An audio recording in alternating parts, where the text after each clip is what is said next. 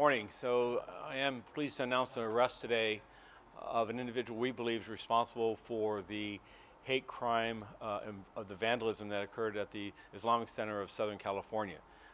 That attack on that house of worship that occurred on Easter morning and during the period of Ramadan, and also the Passover season, troubled not just the Islamic community, but all of us in Los Angeles, because it was such a blatant and hateful act of violence and a sense of unsettling. We do see it as a hate crime from the initial moments of it. We've investigated it very aggressively, working the neighborhoods up and down through that corridor. We put out yesterday with the support of a number of faith leaders from across this region, as well as community leaders that came forward to denounce it, to call it out as untenable and that it would not stand unchallenged. And I'm grateful that with the release of an image and a public crime bulletin, that hours later, an anonymous caller reached out, advised us that they suspected an individual that was responsible, that was nearby on Chateau Place. Officers responded and did in fact detain an individual wearing what we believe is the same clothing with the exception of a t-shirt, and in taking him into custody and an interview with him, believe that we have the individual based on the information gathered through our conversations with him. We do believe that the individual may be suffering from some type of mental illness. That in part stems from the fact that in one of the markings that were on a pillar was a King 222, a reference, and it was really unclear to us if that was a biblical reference or exactly what that was. Information gathered from our conversation with this individual, he identifies himself as a king, and his birthday was on the 22nd of February.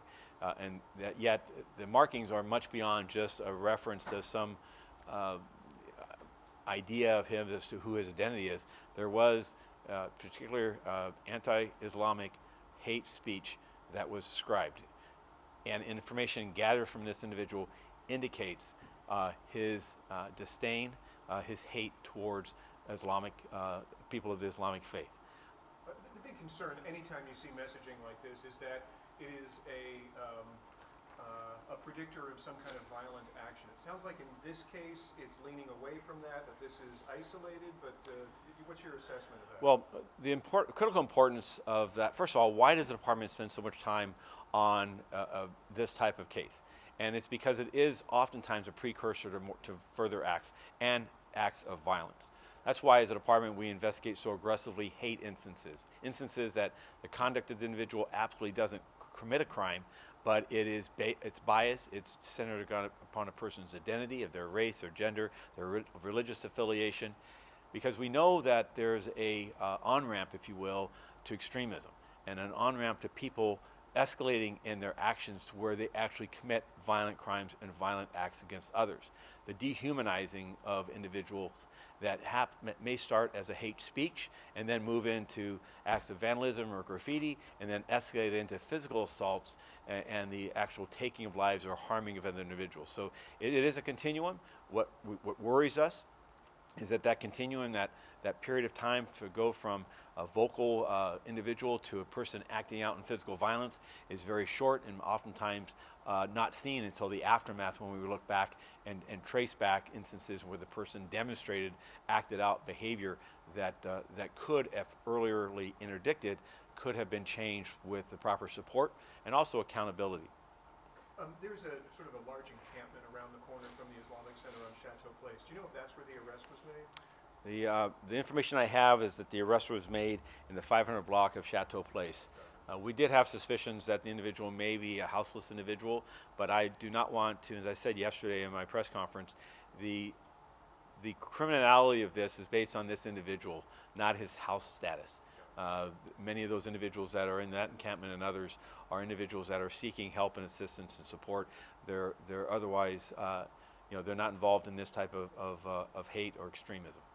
And my only other question was about this ongoing debacle over the release of the photos of members of your department. Have you been made aware of any real-world events that can be tied back to these photos being shared publicly in a way that maybe hadn't been before? So first, let me again express my regret, my apologies to our men and women that are out doing a very difficult job in the manner in which this release occurred. In the it's very much an active discussions with the city attorney's office, with us, with Mayor Bass, as to our concern of what can we do for the errant release of these images. And then going forward, having now seen in these last weeks what members of the public have taken, what actions they've taken in regards to the release of images, is that I think it sets the scenario that that questions the future value of any future release. And certainly we're not contemplating anything like that without much more discussion, including discussions internally. We are speaking with each of our commands across the entire city to identify if anyone has become a subject of a threat of violence, or if anyone's involvement or identity in an undercover capacity or otherwise that they believe is directly tied back to the release of these photographs. To date, the vast majority of our operations, and undercover operations included, have not been impacted by this. But we know that the potentiality is there. And so for that reason, we've taken actions in regards to officers not working alone if they have any sense of a fear for their safety, whether in uniform or otherwise. And certainly in our undercover and plainclothes operations, this is in their mind now, as that the potentiality of them, their identity being that much more easily learned because of the release of this. And so we have specific tactics. We take a great deal of efforts to ensure the safety of our personnel involved in any type of undercover operation, any type of plainclothes operations. And this now added challenge, if you will, because these images exist, complicates that. But what I'm happy to say is that our people are working through it. They remain committed to the safety of this city, and that we recognize that there are investigations and the pursuit of the criminal element that is oftentimes unachievable if we simply rely upon uniformed officers, and that the role of plainclothes operations, surveillance, the role of undercover investigations are critical aspects of deterring not just drug trafficking, but human trafficking, the identity of violent offenders and others that prey upon others in our community. But specifically, do you know of any crime reports that have been taken or specific investigations that have been started as a result of this?